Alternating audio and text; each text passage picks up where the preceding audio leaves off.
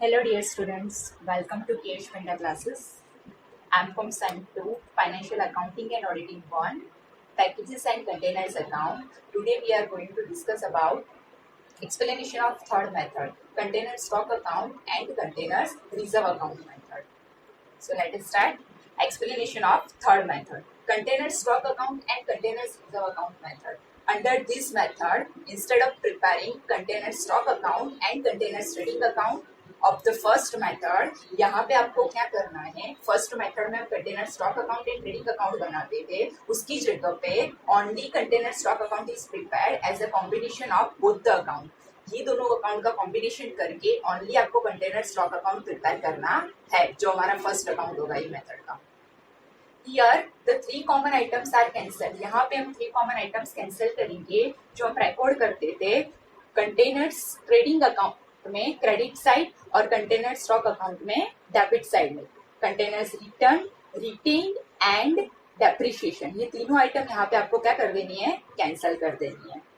Preparation of containers reserve account, और इसका दूसरा अकाउंट है containers reserve account. It is also known as suspense account. इसको हम सस्पेंस अकाउंट भी बोल सकते हैं, प्रोविजन अकाउंट, डिपोजिट अकाउंट और कंट्रोल अकाउंट. ये सबका मतलब एक ही हुआ, containers reserve account. This account shows incoming and outgoing of containers. ये अकाउंट कंटेनर्स का इनकमिंग और आउटगोइंग दिखाता है. In this account, the items of stock with the customer, which is step number 3 of our calculation. In this account, stock with the customer are shown on the opposite side at a credit price. Stock with the customer जो हमारा step number 3 है, उसमें जो हम entries record करते थे, यानी कि लेफ्ट साइड की एंट्री राइट में जाएगी और राइट की एंट्री लेफ्ट में. डेबिट का क्रेडिट में रिकॉर्डिंग होगा और क्रेडिट का डेबिट में एंट्री रिकॉर्ड होगी. हम मेथड नंबर 2 में भी ये डिस्कस कर चुके हैं इसके बारे में. Example number 13, page number 32. अब हम मेथड नंबर 3 का एक एग्जाम्पल लेते हैं, एक्सरसाइज का sum number 30, text book page number 32. Packers limited sells its product in a container. Packer limited अपनी प्रोडक्ट कंटेनर में सेल करते हैं, charging them out at ₹50 each. ये जो फर्स्ट पैराग्राफ आपको दिया गया है वो प्राइस लिस्ट के लिए दिया गया है. दैट मीन्स ये होगा आपका स्टेप नंबर 1. देन आफ्टर बाकी का जो डिटेल्स दी गई है वो आपको स्टेप नंबर 2 एंड 3 के यूनिट्स के लिए काम लगेगा. So let us start with the step number 1. First paragraph से स्टार्ट करते हैं. Charging them out at ₹50 each. तो ये पूरा पैराग्राफ आपको स्टेप 1 में रिकॉर्ड करना है. तो चार्जिंग आउट, दैट मीन्स ये क्या दिया है, चार्जिंग प्राइस ₹50. तो रिकॉर्ड करते हैं हम step number 1, charging price ₹50. Customers are credited by ₹45 each if containers are returned within a 2 month. अगर कंटेनर 2 मंथ में रिटर्न किए जाएंगे तो कस्टमर को क्रेडिट मिलेगा ₹45 का. तो this is called credit price for us. So credit price is ₹45. Okay, now charging price is ₹50 given and credit price ₹45 given. So difference is the ₹5 is called rent. For accounting purpose, the closing stock with the customers and in the factory are valued at ₹40 each, except those representing new ones, which are valued at their purchase price. यहाँ पे आपको stock के लिए bifurcate किया गया है कि old और न्यू. तो ये जो ₹40 दिए हैं वो न्यू स्टॉक रिप्रेजेंट करेंगे फॉर्म कस्टमर को, उसके अलावा के ₹40 है. दैट मीन्स ये ओल्ड के लिए हुआ और न्यू प्राइस हमें कौन सी लेनी है, परचेज प्राइस लेनी है. तो देखते हैं यहाँ पे स्टॉक प्राइस, और यहाँ पे आपको बाइफरकेट किया गया है ओल्ड न्यू के साथ में. ओपनिंग स्टॉक लिखा, क्लोजिंग स्टॉक भी लिखा गया है. सो हम यहाँ पे देखते हैं. सो यहाँ पे वर्ड कौन सा लिखा है, क्लोजिंग स्टॉक. उसकी ओल्ड प्राइस ₹40 हुआ, except representing new ones. New stock की प्राइस यहाँ पे दी नहीं है, वो कौन सी लेनी है, परचेस प्राइस पे लेना है. सो परचेस प्राइस फाइंड करेंगे, वही आपकी न्यू स्टॉक की प्राइस हो जाएगी. तो लेट अस स्टार्ट. तो क्लोजिंग स्टॉक, उसमें भी बाइफरकेशन है, ओल्ड एंड न्यू. तो यहाँ पे देखो stock price for closing stock old. Old कितनी दी है, 40. न्यू हमें मिलेगी, परचेस प्राइस फाइंड करेंगे उस टाइम, क्योंकि न्यू जो है वो परचेस प्राइस देना है आपको यहाँ पे. Opening stock with the customers and in a factory are valued at ₹50 each. Opening stock की कौन सी वैल्यू लेनी है? 50. यहाँ पे दो टाइप के स्टॉक होते हैं, ओपनिंग एंड क्लोजिंग. तो यहाँ पे दोनों बाइफर्केशन दिया है, opening stock and closing stock. Opening stock में सबके लिए ₹50 देना है और क्लोजिंग स्टॉक में आपको ये लाइन पे लिखा गया था कि ये जो है वो ₹40 पे लेना है, except those representing new one. New stock के अलावा का, यानी कि नए स्टॉक की प्राइस दी गई नहीं है, वो कौन सी लेनी है? Purchase price, valued at there purchase price. तो ओल्ड का हम लेंगे ₹40 और न्यू का हम लेंगे परचेज प्राइस पे. और ओपनिंग स्टॉक का बाइफर्केशन दिया है अलग से ₹50. तो ओपनिंग स्टॉक में लिखेंगे 50 और क्लोजिंग स्टॉक के लिए लिखेंगे ₹40. Then the following particulars are available for the year ended 31st March 2013. ये particulars आपको दी गई है, यहाँ पे numbers दिया है, यानी कि यूनिट दिए हुए है. तो ये स्टेप नंबर 2 और 3 साथ में करेंगे. स्टेप नंबर 2 हमारा है stock with the firm. 3 is equal to core equation method. Units record हो गए इसमें. Stock with the customers 2 is equal to 3 equation, यहाँ पे भी यूनिट्स रिकॉर्ड हो गए. तो let's start. Stock with customers 1/4/2012. ये कौन सी डेट है? ओपनिंग. तो ये ओपनिंग बैलेंस हुआ स्टॉक विद द कस्टमर 6800. तो stock with the customer step number 3. 2 is equal to 3 equation, left hand side opening stock 6800 units. Next stock in the factory 1/4/2012. ये भी ओपनिंग दिया गया है, फैक्ट्री मीन्स फर्म में. तो firm का ओपनिंग बैलेंस है 8200. तो stock with the firm opening stock 8200. Sent out to customers 60,000. Customers को सेंड किए हैं 60,000. तो फर्म कस्टमर को सेंड करेगी, तो फर्म के लिए ये स्टॉक होगा आउट गोइंग, यानी कि राइट साइड लिखेंगे क्रेडिट साइड सेंड 60,000. और कस्टमर्स के लिए होगा इनकमिंग, यानी उसके पास आएगा, तो लिखेंगे लेफ्ट साइड पे सेंड 60,000. तो इसकी दो एंट्री हुई सेंड की. Next return by customers 60,600. अब कस्टमर्स गुड्स रिटर्न करेंगे तो फर्म के पास इनकमिंग होगा, यानी फर्म के पास वो गुड्स आएंगे जो कस्टमर ने रिटर्न किए. तो हम लेफ्ट साइड रिकॉर्ड करेंगे 60,600. अब ये किससे रिटर्न किए? कस्टमर से. तो कस्टमर में दूसरी एंट्री जो आएगी राइट साइड पे रिटर्न 60,600. तो इसकी दो एंट्री हो गई.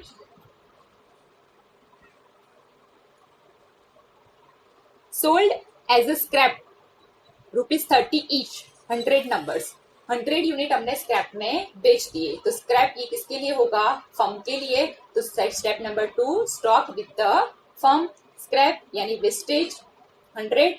Customers are discussed with that. Returnable containers with customers 31/3/2013. ये आपको क्लोजिंग डेट दी है और लिखा है कस्टमर्स के साथ. तो कस्टमर का क्लोजिंग बैलेंस हुआ 4000. तो कस्टमर हमारा कौन सा स्टेप है? Number 3 stock with the customer closing stock 4000. Stock in a factory 31st March 2013. ये डेट आपको क्लोजिंग डेट दी गई है, तो ये कैसा बैलेंस हुआ? Closing balance. तो फैक्ट्री यानी फर्म कितना दिया है? 10,700. तो stock with the firm closing balance 10,700. Purchase during the year is ₹1,20,000. अब यहाँ पे आपको टोटल परचेज की वैल्यू दी है 1,20,000. बट आपको परचेज की यूनिट भी नहीं दिए और रुपीज भी दिए गए नहीं है. तो आपको दोनों फाइंड करने पड़ेंगे. तो कैसे फाइंड करेंगे? तो देखते हैं. देखो स्टेप नंबर 2 में स्टॉक विद द फर्म दिया गया था आपको, राइट? उसको अब हम क्लोज करने जाते हैं. तो देखो सेंट 60,000 था, डिस्ट्रॉयड नहीं दिया गया है यहाँ पे, तो हम ले सकते हैं. डिस्ट्रॉयड की यूनिट कभी भी डिफरेंस आ सकते हैं नहीं है, क्योंकि नहीं दिया है तो नहीं देना है. Scrap 100, closing stock 10,700. ये बाइफरकेट किया है ओल्ड न्यू, वो बाद में दिखाती हूँ आपको. परचेज फाइंड करने के बाद में डिस्कस करेंगे इसके बारे में. तो देखो सेंट 60,000, डिस्ट्रॉयड नहीं दिया है आपको, so nil. Scrap 100 units, closing stock total is 10,700. So right hand side का टोटल आया आपका 70,800. अब लेफ्ट साइड पे आते हैं. ओपनिंग स्टॉक 8200, परचेज दिया गया नहीं है. Return by the customer 60,600. तो 70,800 माइनस, हम ये दोनों माइनस करेंगे opening stock and return by the customers, तो डिफरेंस आएगा 2,000. This 2,000 is called purchase of the firm. तो परचेजेस कितनी हुई? 2,000 यूनिट. तो हमें 2,000 यूनिट्स यहाँ पे मिल गए डिफरेंस से. सो यहाँ पे आपको क्वेश्चन में परचेज ड्यूरिंग द ईयर कितना दिया गया था? 1,20,000. सो 1,20,000 टोटल रुपीज दिए गए थे और 2,000 यूनिट हमारा डिफरेंस आया. So we can find step number 1 purchase price rupees 1,20,000 divided by 2,000 unit. तो पर यूनिट प्राइस कितनी आई? 60 रुपीज. तो ये आया 60 रुपीज परचेज प्राइस. अब इसमें भी बाइफरकेट करना है आपको स्टॉक प्राइस में. तो बाइफरकेट कैसे करेंगे? ओपनिंग स्टॉक के 50 रुपीज आपको क्वेश्चन में दिए गए थे. ये देखो स्टॉक की लाइन क्वेश्चन में, ये रहा. क्लोजिंग स्टॉक आपको 40 रुपीज दिया था ओल्ड, और ओपनिंग स्टॉक 50 रुपीज. उसमें ओल्ड न्यू बाइफरकेट नहीं किया है, तो ओपनिंग स्टॉक में ओल्ड न्यू दोनों के लिए 50 रुपीज लेना है. और क्लोजिंग स्टॉक में ओल्ड 40 रुपीज दिया गया है. न्यू कौन सी प्राइस लेना था? यहाँ पे क्वेश्चन में लिखा था न्यू कौन सी प्राइस लेना था? Which are valued at purchase price. So purchase price कितना है हमारा? 60, 60 और 60. तो दोनों कॉलम फिलअप हो गए. Step number 1 and step number 2 completed. हाँ, स्टेप नंबर 2 में स्टॉक विद द फर्म में क्लोजिंग स्टॉक ऑफ बाइफरकेट करते हैं. तो क्लोजिंग स्टॉक कैसे बाइफरकेट करेंगे? तो क्लोजिंग स्टॉक दिखाने के लिए सबसे पहले क्लोजिंग स्टॉक के आपके यूनिट्स 10,700 दिए गए हैं, राइट. अब ये क्लोजिंग स्टॉक ओल्ड है कि न्यू, वो हमें कैसे पता चलेगा? तो हमने लास्ट फर्स्ट क्वेश्चन किया था मेथड नंबर 1 से, उसमें भी ये मेथड डिस्कस करी थी. वापस एक बार रिपीट करते हैं. तो 10,700 जो है वो टोटल यूनिट्स है. उसमें से परचेज कितने किए गए हैं ड्यूरिंग द ईयर? 2,000. तो जितने यूनिट परचेज किए गए हैं वो न्यू यूनिट कहलाएंगे, क्योंकि यहाँ पे ऑलरेडी लिखा था कि न्यू यूनिट्स जो है, न्यू अमाउंट जो रुपीज है, न्यू स्टॉक की वैल्यू वो हमें लेनी है परचेज के बेस पर. तो यहाँ पे भी हम परचेज का बेस ले सकते हैं न्यू के लिए. तो यहाँ पे क्लोजिंग स्टॉक न्यू, तो कितना आएगा? न्यू परचेज का बेस लेना है 2,000, क्योंकि यहाँ पे भी हमने स्टेप नंबर 1 में बेस किसका लिया था? न्यू स्टॉक फाइंड करने के लिए परचेज का क्वेश्चन में दिया गया है. सो यहाँ पे देखो क्लोजिंग स्टॉक न्यू 2,000 जो परचेज की यूनिट है वो. सो ऑटोमेटिकली अब आपको ओल्ड मिल जाएगा. टोटल यूनिट्स कितने हैं यहाँ पे क्लोजिंग स्टॉक के? 10,700. उसमें से परचेज के यानी कि न्यू यूनिट 2,000 है, दैट मीन्स डिफरेंस आया 8,700. वो कहलाएगा ओल्ड स्टॉक. अब कस्टमर्स पे आ जाते हैं. Step number 3, stock with the customers 2 is equal to 3 units. So opening stock is a 6,800 given. Send 60,000 is also given. So total is a 66,800. Now right hand side पे return 60,600 given. Closing stock 4,000 is also given. Now difference is a 2,000 is called retained by the customers. Retain to the customers. Total 66,800 था, उसमें से हमने minus किया return और closing stock. तो difference आएगा 2,200. ये 2,200 डिफरेंस है आपका, वो कहलाएगा रिटेन. अब यहाँ पे भी क्लोजिंग स्टॉक है, तो आपको बाइफरकेट करना पड़ेगा. ओपनिंग स्टॉक में आपको यहाँ पे ओनली 50 रुपीज दिए हैं, तो उसको बाइफरकेट करने की जरूरत नहीं है. बट क्लोजिंग स्टॉक में आपके पास दो प्राइस है, ओल्ड एंड न्यू. तो यहाँ पे आपको बाइफरकेट करना पड़ेगा कि कौन सा ओल्ड है और कौन सा न्यू है. तो ऑब्वियसली फर्म का हमने जब कैलकुलेशन किया तो क्लोजिंग स्टॉक में परचेज 2,000 जो हमने न्यू स्टॉक कंसीडर किया है परचेज का, तो वो ऑलरेडी फिनिश हो चुका है, तो उसको हम रिपीट करेंगे नहीं, बिकॉज 2,000 का स्टॉक था परचेज का, वो न्यू स्टॉक हमने कंसीडर कर लिया है. तो ऑब्वियसली अब ये जो 4,000 यहाँ पे दिया गया है क्लोजिंग स्टॉक, वो कैसा होगा? ओल्ड. बिकॉज स्टॉक तो हमारे पास 2,000 का ही था न्यू, वो कहाँ पे चला गया? हमके पास है ऑलरेडी, यानी कि हमने अभी तक सोल्ड आउट किया ही नहीं 2,000 का न्यू स्टॉक, उसके पास क्लोजिंग स्टॉक में, यानी कि अभी तक उसके पास स्टॉक पड़ा है आफ्टर ईयर एंडिंग, तो उसने सोल्ड ही नहीं किया, तो कस्टमर के पास वो स्टॉक पहुंचेगा नहीं. तो यहाँ पे न्यू का सवाल उठता नहीं है. ये डायरेक्ट कौन सा कहलाएगा? ओल्ड, क्योंकि क्लोजिंग में उसके पास है already. Okay, so let us prepare containers stock account, debit, credit, particulars, unit, amount rupees, particular, units, amount rupees. So let us start with the opening balance. Debit side to opening balance के यहाँ पे दो steps है हमारे पास, stock with the firm and stock with the customers. So stock with the firm, opening stock is a 8200 and customers opening stock is a 6800. So 8200 and 6800. इसमें opening stock के लिए आपको प्राइस दी है, stock price ₹50 for opening stock. So 8200 multiplied by ₹50, 4,10,000. Stock with the customer 6800 unit multiplied by ₹50, 3,40,000. Next, two purchases. So purchases की unit यहाँ पे है आपके 2000. तो purchases recorded is इसमें से कौन सा आएगा, स्टेप 1 में से कौन से रुपीज लेने हैं, ये तो यूनिट है. Purchase 2000 unit multiply by purchase price ₹60. So 2000 multiplied by ₹60 is a 1,20,000. अब क्रेडिट साइड पे आ जाते हैं. By general P&L account destroyed. So यहाँ पे डिस्ट्रॉयड के यूनिट दिए गए नहीं है, तो हम क्या लिखेंगे, nil, not given. By cash account scrap realised. So scrap unit is a 100, तो 100 यूनिट्स स्क्रैप, और इसकी वैल्यू आपको दी होगी क्वेश्चन में. सो देखते हैं स्क्रैप वाला पॉइंट. हाँ, sold as a scrap at ₹30 each. 100 unit है, कितने रुपीज की प्राइस दी है सोल्ड स्क्रैप की, ₹30. तो 100 multiply by 30. So 100 multiply by 30 is ₹3,000 scrap realised. By customers account retain. Obviously customers ने अपने पास सामान रिटेन यानी उसके पास जमा है, उसने संभाल के रखा हुआ है सामान, उसके पास जो भी सामान है वो उसने रिटेन करके रखा है, तो ऑब्वियसली वो कौन सी प्राइस पे रखेगा, क्रेडिट प्राइस पे. इसके पास जितनी प्राइस जमा होगी उसी प्राइस पे रखेगा. So credit price is ₹45. So 2200 units retain. देखो यहाँ पे कस्टमर्स में retain 2200 units, 2200 units multiply by credit price is ₹45.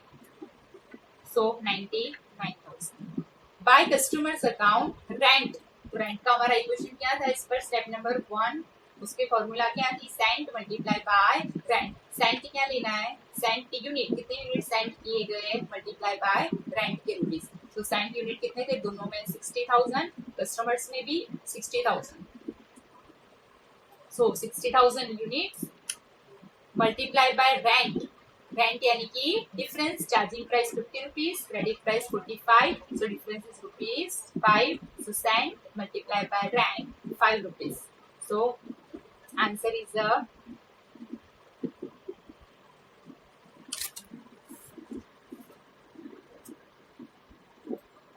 3 lakh. By closing balances, stock with the firm and stock with the customers. So देखते हैं stock with the firm, closing stock, stock with the firm, closing stock. यहाँ पे दो है, new and old. New 2000 है और old कितना है 8700. तो stock with the firm new 2000 and old 8700. New की प्राइस पे लेंगे, ओल्ड में लेंगे क्लोजिंग स्टॉक. तो closing stock new 60 and old is 40.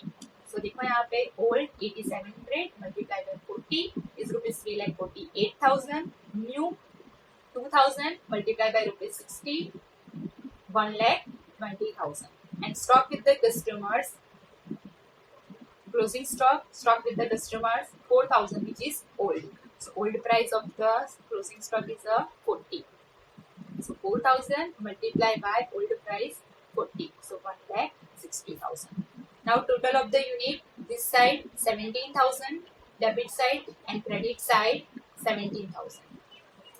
अब क्रेडिट साइड का अमाउंट रुपीज का टोटल 10,30,000 है और डेबिट साइड का अमाउंट रुपीज का डिफरेंस आएगा 1,60,000, which is called profit. Now containers reserve account. ये पूरा अकाउंट कौन सी प्राइस पे लेना है आपको, क्रेडिट प्राइस. तो क्रेडिट प्राइस यहाँ पे आपको दी गई है 45 कैलकुलेशन में. So let us start. तो कंटेनर्स रिजर्व अकाउंट जो है वो किसके साथ बिलोंग करता है, स्टॉक विद द कस्टमर्स। तो स्टॉक विद द कस्टमर्स का स्टेप ऑलरेडी आपके पास है कैलकुलेशन का, यही आपको कॉपी पेस्ट करना है बट ऑपोजिट साइड पे। तो यहाँ पे लेफ्ट साइड है तो उसमें हम लिखेंगे राइट हैंड साइड पे। So let us start. Opening stock 6800, send 60,000। Left side पे था तो यहाँ पे आएगा right side. By opening balance 6800, sent to the customers 60,000 at credit price, so 6800 multiplied by 45 is 3,06,000 and sent 60,000 multiplied by rupees 45 is a 27 lakh. Now stock with the customer left side हमने record कर दिया। अब right hand side आ जाते हैं। Right hand side return 60,600, retain 2,200, closing stock 4,000। So ये right side पे है तो वहां पे कौन सी साइड लिखेंगे? Left side opposite. Containers return by the customers 60,600, containers retain by the customers 2,200, closing balance 4,000। ये सब कुछ कौन सी प्राइस पे लेना है? क्रेडिट प्राइस 45। सो 60,600 multiply by 45 is 27,27,000। Containers retained by the customer 2,200 multiplied by 45 is 99,000 and closing balance is a 4,000 unit multiplied by rupees 45 is a 1,80,000. So unit यहाँ पे कितने हुए? 66,800, यहाँ पे भी 66,800, अमाउंट 30,06,000 और यहाँ पे भी 30,06,000। ये अकाउंट आपका टैली हो जाएगा। Thank you for watching. Please like, share and subscribe this video.